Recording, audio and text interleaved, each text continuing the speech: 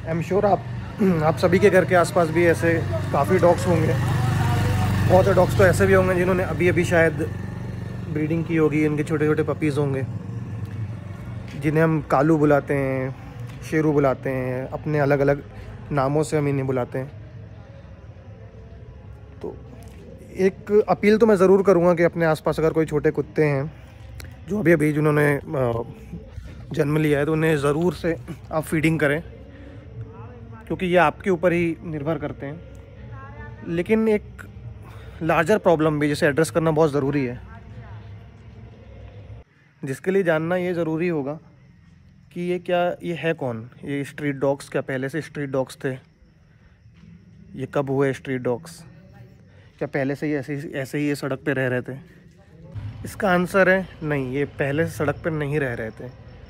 फिर सवाल ये उठता है इन्हें सड़क पर लाया किसने? इन्हें सड़क पर लाया है आपने और हमने। हाँ बिल्कुल सही, आपने और हमने। लेकिन ऐसे कैसे, क्यों, कैसे हुआ? इसके पीछे का कारण ये है कि एक ऐसा कल्चर प्रोपोगेट किया गया पूरी सोसाइटी में, जो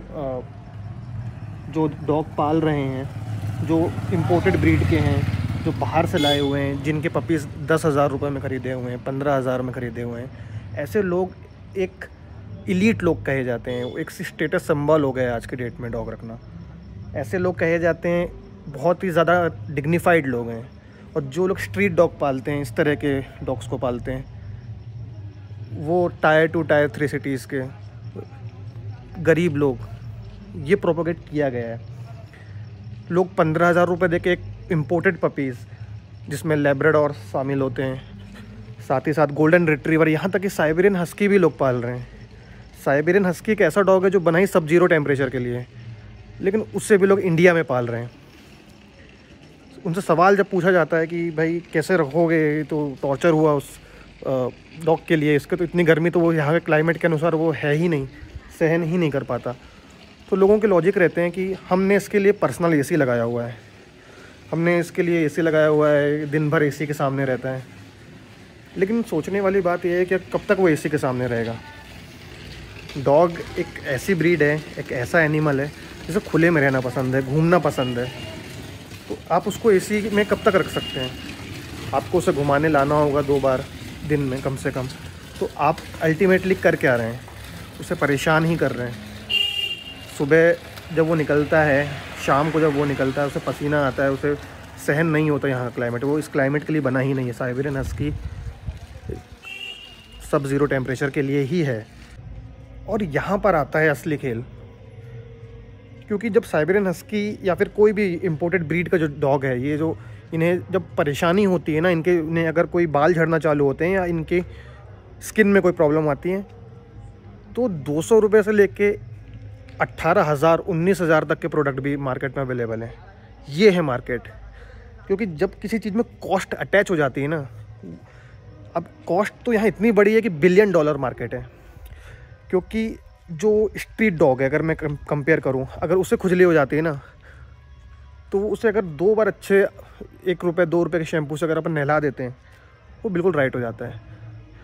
लेकिन जो फर वाले डॉग्स होते हैं, जो कि बने ही सब जीरो टेम्परेचर के लिए, ठंडे क्लाइमेट्स के लिए, उन्हें हम इस तरह से अगर 1-2 रुपये के शैम्पू से नहला दें तो उन्हें सूट नहीं करता।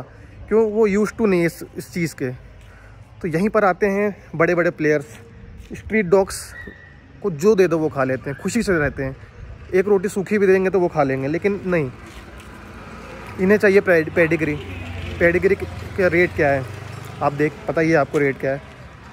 छोटे छोटे प्रोडक्ट से लेके बड़ी बड़ी दवाइयाँ, ये सब कोई एक बैकिंग बनी हुई है, और जो कॉन्स्टेंटली आपको फीड कर रही है इन्फॉर्मेशन की। स्ट्रीट डॉग आप अगर पालते हैं तो आप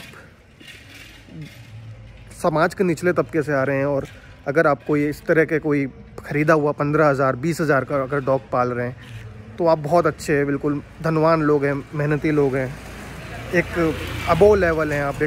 जो एक फिक्शनल लाइन क्रिएट कर दी गई, आप उसके ऊपर आता है, हायरार्की की सोसाइटी में बिलोंग करते हैं। एक सर्वे की माने तो इंडिया में करीब 6 करोड़ डॉग्स हैं, स्ट्रीट डॉग्स। और लोगों के तर्क भी अलग अलग हैं। लोगों के तर्क क्या होते हैं कि स्ट्रीट डॉग्स देसी होते हैं, गंदे होते हैं, ये हर जगह गंदगी करते हैं, धूल में लौटने की इन्हें आदत होती है, इन्हें ट्रेन करना आसान नहीं होता। ऐसे ही लोग बात फैलाई गई है मार्केट में जानबूझ के।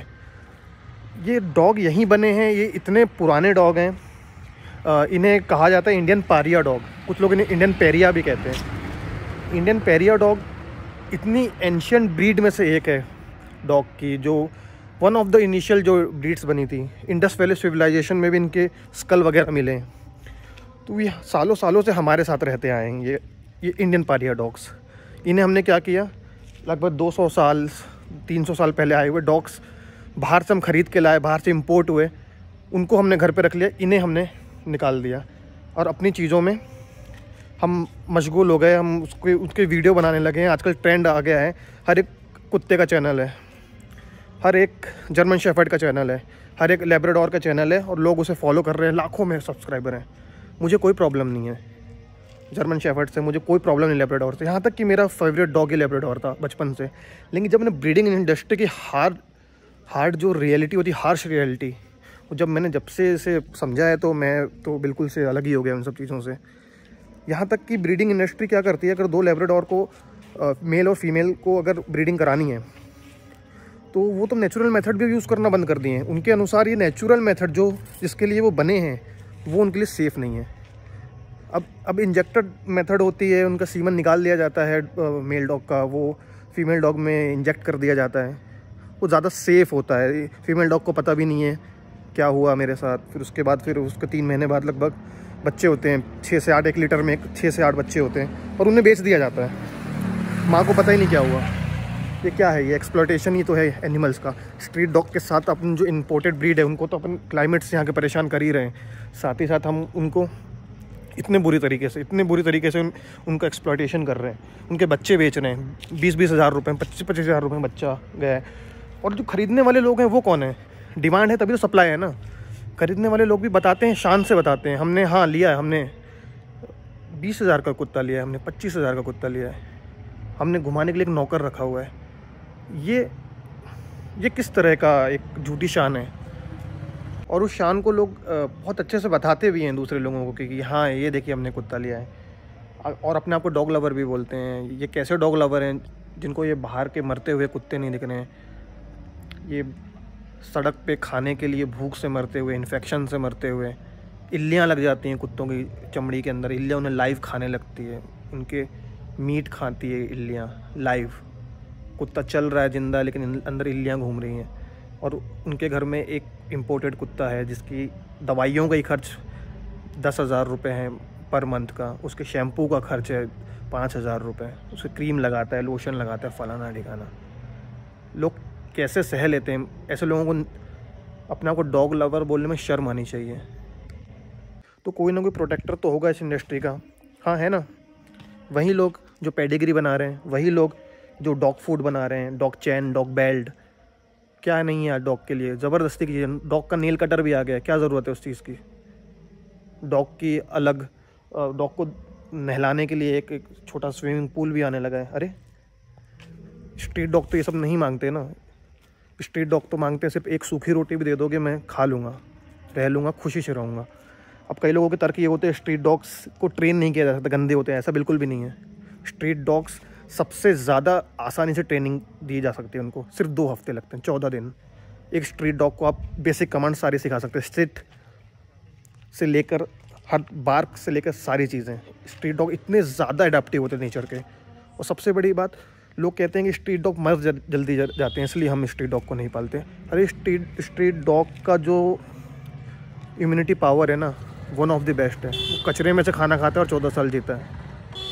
आपके यहाँ पे आपके जो घरों में कुत्ते हैं वो साफ़ सुथरा खाने के बाद भी 11-12 साल से उनकी ज़्यादा लाइफ नहीं होती है। क्यों ऐसा? तो कैसे आप कह सकते हो कि उसकी इम्यूनिटी ख़राब है?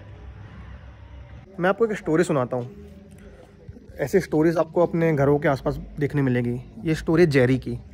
जेरी एक 2 ईयर की फीमेल डॉग है। ये अपने माँ बाप के लिटर में से, लिटर मतलब उनकी कोख से जो बच्चे होते हैं एक बार में, माँ बाप के लिटर में से अकेली सर्वाइवल है 2 साल। वो भी क्यों है? क्योंकि एक भली फैमिली ने हमारे घर के पास इसे खाना दिया सुबह शाम। बाकी सब मर गए, उनके माँ बाप, इसके माँ बाप भी मर गए। ये 2 बार ब्रीड कर चुकी है। लास्ट टाइम इसने ब्रीड किया था, लगभग 7 पपीज़ हुए थे, सातों के सातों ख़त्म हो गए। कुछ भूख से ख़त्म हुए, कुछ ठंड से ख़त्म हुए और कुछ गाड़ियों के नीचे आ गए। इस बार भी इसने एक फैमिली इसने अभी अपनी बनाई है, लगभग 9 पपीज़ इसने दिए थे इस बार के लिटर में, और 9 में से आज देखा जाए तो लगभग 6 से 7 बचे हुए हैं। इसके पपीज़ से भी मैं आपको भी मिलाता हूँ। ये देखिए इसके पपीज़,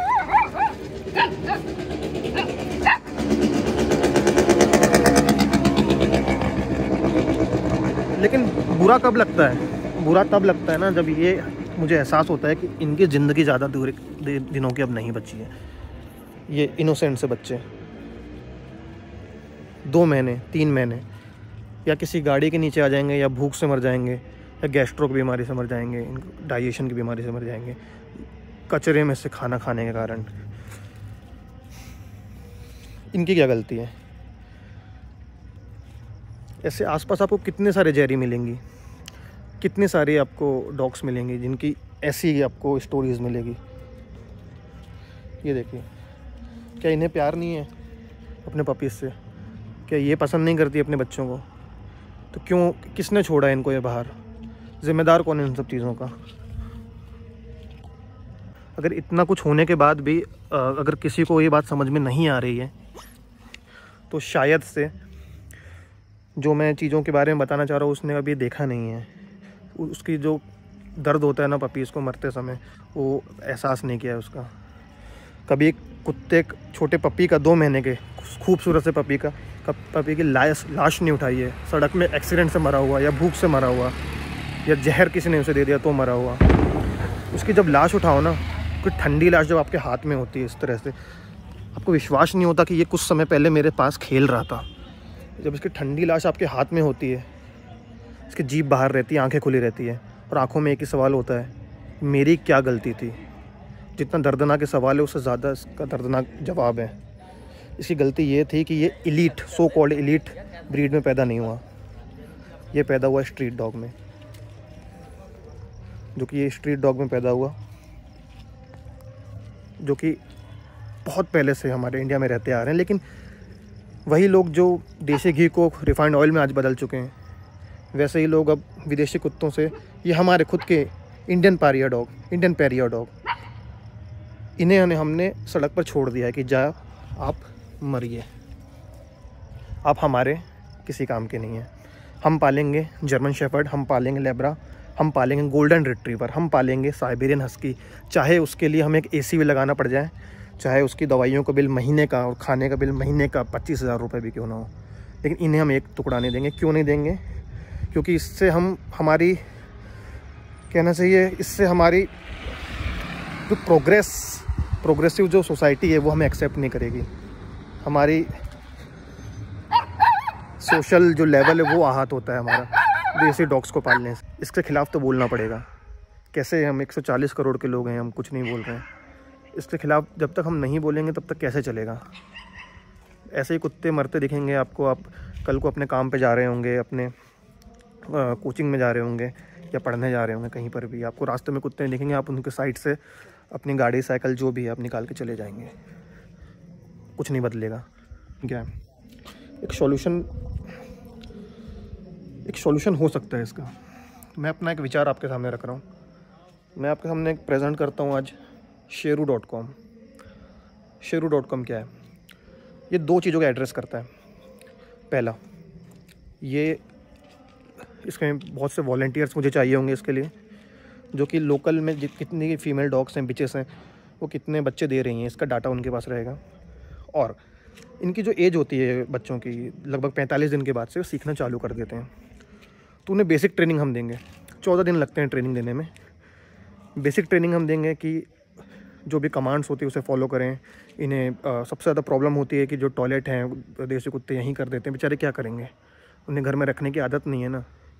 थोड़ा सा सिखाएंगे तो ये भी सीख जाएंगे। इन्हें हम ये सिखाएंगे कि कैसे टॉयलेट आने पर आवाज़ दे के बताया जाता है। बहुत छोटी छोटी कमांड्स हैं। कैसे सुबह सुबह जाएँ तो वहाँ पॉटी की जाती है। इस शेरू.com पहले अभी एक रजिस्टर से मैं शुरू कर रहा हूँ। रजिस्टर से धीरे से वेबसाइट में आएंगे और इनकरेज करेंगे कि हाँ, ये वेल ट्रेन कुत्ते हैं, आप इन्हें गोद लीजिए। किसी भी तरह की कोई ब्रीडिंग नहीं, कोई फालतू की इंडस्ट्री नहीं, सिर्फ हमें फ्री ऑफ कॉस्ट हम लोगों को दिया करेंगे। और हर कुछ दिनों में, हर 2 महीने 3 महीने उनकी माँ से मिलाने लाएंगे, ताकि उनको माँ को भी लगे कि हाँ हमारे बच्चे कहीं अच्छी जगह हैं। ऐसा नहीं कि कोई लेब्राडोर की माँ है जो वो इंदौर में बैठी हुई है, उसके बच्चे बालाघाट में कहीं पल रहे हैं, लोगों को पता ही नहीं है, कुत्तों को पता ही नहीं बेचारे कि मेरे बच्चे कहाँ गए। नहीं, हम वहीं के डॉग्स वहीं अडॉप्ट कराने की कोशिश करेंगे। तो आई होप, चलो ना आते हैं ना आगे, हम नहीं हैं तो कौन है इनका, आते हैं ना आगे यार, इनकी भी लाइफ कोई अच्छा बनाते हैं ना। ज़रूरी है जो नॉर्म्स सोसाइटी ने सेट किए हुए हैं उस पर क्वेश्चन करना इनके लिए।